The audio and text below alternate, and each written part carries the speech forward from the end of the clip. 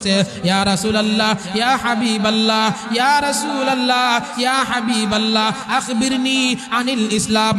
ওগো আল্লাহর রাসূল, আপনি আমাদেরকে বলে দিন, আপনি আমাকে বলে দিন, আমাকে অবহিত করুন ইসলাম কাকে বলে।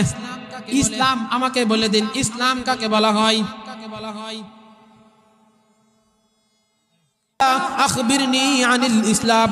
তখন রাসূল সাল্লাল্লাহু আলাইহি ওয়াসাল্লাম উত্তরে বললেন, তুমিনু বিল্লাহ আন তাশহাদা আল্লা ইলাহা ইল্লাল্লাহু ওয়া আশহাদু আন্না মুহাম্মাদান আবদুহু ওয়া রাসূলুহু।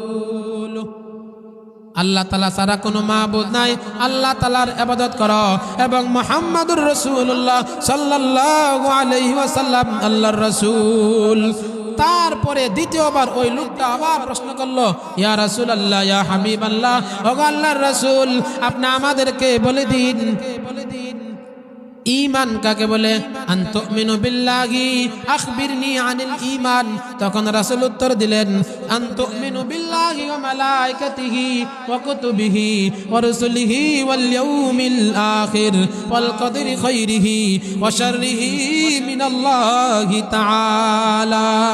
আল্লাহর রাসূল সাল্লাল্লাহু আলাইহি সাল্লাম উত্তরে বলে দিলেন যে তুমি আল্লাহর প্রতি ঈমান আনো, রাসূলের প্রতি ঈমান আনো।